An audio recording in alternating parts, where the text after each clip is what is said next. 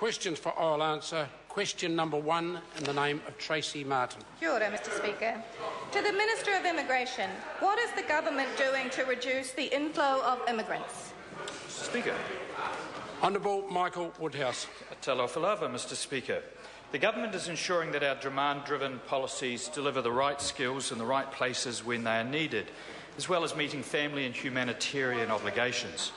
I note that this has resulted in a reduction in the number of immigrants gaining residence from more than 51,000 when David Cunliffe was Immigration Minister to less than 39,000 last year. I'd also be interested in whether that member believes, as is inferred in the question, that the inflow should be reduced further, whether that reduction should come from engineers, medical specialists, IT experts or the construction workers that we need to assist with the Canterbury rebuild, because that is the practical implication of reducing the inflow further. Supplementary. Order. Supplementary question, Tracey Martin.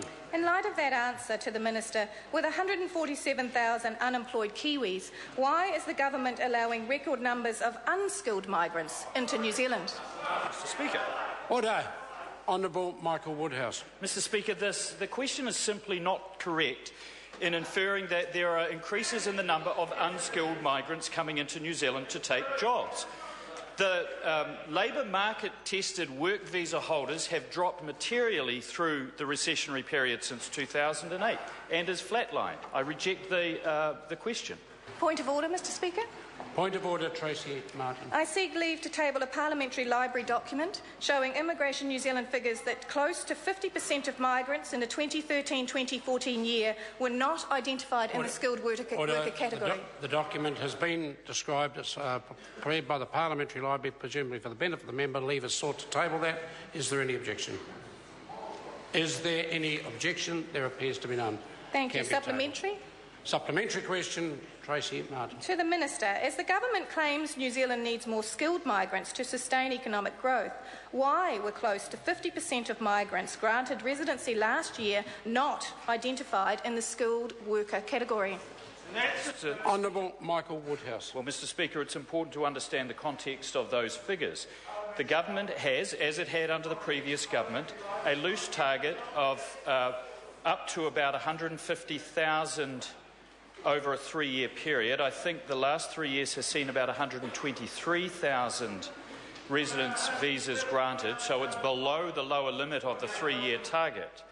But the balance of those includes the spouses, partners and children of skilled migrants, the partners of people who are Kiwis coming home having done overseas visits, and our humanitarian Pacific and Samoan quota obligations. So it's absolutely appropriate that between 50 and 60% of those people gaining residence are skilled and the balance are connected.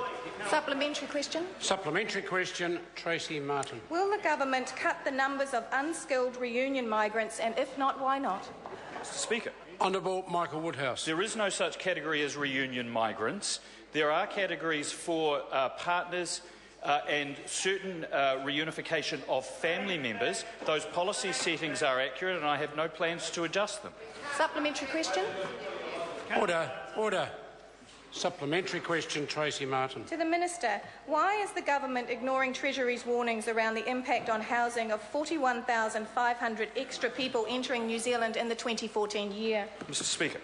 Honourable Michael Woodhouse. I preface the answer to this question by pointing out that in 1999 to 2001, when there was large negative net migration, house prices still went up materially, particularly in Auckland. But the report that the member refers to is a report on the question of the positive impact that immigration has on macroeconomic policy.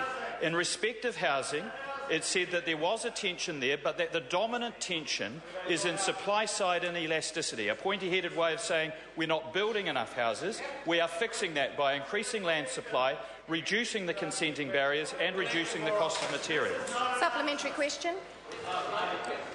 Order. Supplementary question, Tracey Martin. To the Minister, how would the Minister explain to an unemployed worker in Porirua or Portaki or South Auckland why your government is allowing record numbers of migrant workers into New Zealand? Mr Speaker, Honourable Michael Woodhouse. Mr Speaker, if there is a record, it's the record low residence program, particularly in recent years. As I said in an answer to an earlier question, that there are far fewer numbers being given residence than it was under the previous government, and that is because we have demand-driven policies. Ask any employer in this country about how hard it is to employ a migrant and to ensure that they pass the labour market test, and I think they would say that there are plenty of opportunities for those New Zealanders to get work. Question number 2, Honourable Kate Wilkinson. Thank you, Mr Speaker. My question